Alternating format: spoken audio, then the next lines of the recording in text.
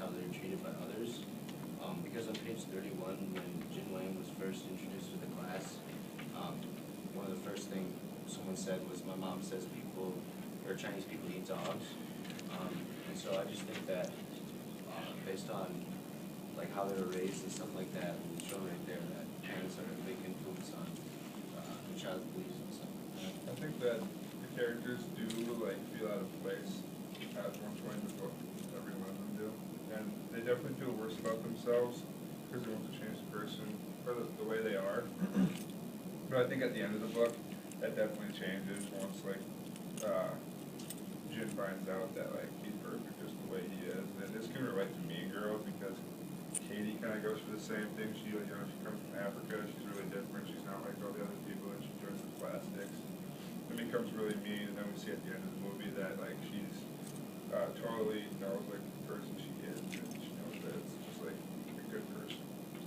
I'd agree with both of you by pointing out the example on page 96 how when the two kids, particularly the mean kid that had the dog tags and stuff, Tim I think was his name, but they walk by the three of them, Jin, Susie, and Wai Chen sitting on the bench, and he says, "Hey, I think it's getting a little nippy out here," and the other dude says, "You're right, I'm getting goosebumps," and they both, or all three of them get like those lines on their cheeks indicating that they feel ashamed of like who they are.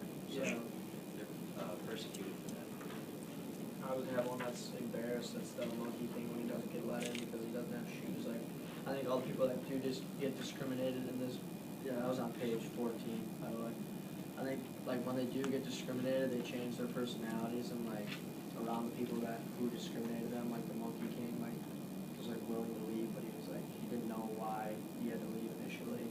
And after like being discriminated and everything, I think it made everybody a stronger person. Like it gave them more of a real world realization on like what's going on with discrimination.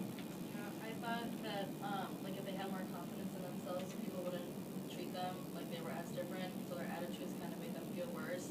Like on page 31, Jin wanted Wei Chen to speak English just so they could fit in, and I think like towards the end of the book they became more accepting of like, who they are. How about that? I also agree with Rach on that. Because I think that, like in the beginning, like they didn't get along with like his cousin and everything, and then on page like 102, he was saying like, oh, his cousin has been like so nice to him, like let him feel at home, like so like accepting, I guess. And then off of what Carter was saying with like Mean Girls and like other plastics, like they acted like they're so much better, but like in the end they all like split up into their own things. Like they realize like it's not like about that. Yeah, I think they don't like themselves and they try to act like someone they're not. Like he changes his hair. Gene Wang changes his hair to be like Rex, and he only really does it for Amelia, and he doesn't actually end up feeling any better about himself. He just does it for her. I said that I thought Jin and I think her name was Anna from the play were very similar in the end because they were trying to get like on page 232, Jin and we met at the restaurant with the bubble tea, and we was speaking Chinese, and Jin was just trying to like get back to his culture, and I guess like he realized that he was trying to be too Caucasian or not what he was. So I think that's like very similar to Anna from the debutante's ball, because she's at the ball because she's trying to like learn more about her heritage, I guess. Susie, that was the other Chinese girl Jin didn't want to talk to at first. She was on page 187 in panel 2. She just like started crying because someone called her a chink. So I don't know, I guess it just really, I mean it's just someone probably just told her and didn't intend anything really mean, and but it's still like, I don't know, it still really hurt her. And even the Monkey King, like instead of just changing himself, he makes all the other monkeys wear shoes on page 55, what just like, it's really unnecessary, and he, I don't know, he kind of drags everyone else down just because he feels bad about himself.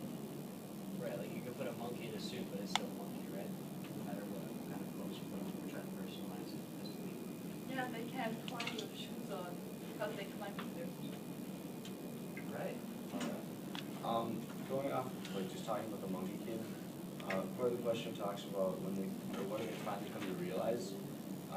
And then on page 143 to like 145, or 147, the guy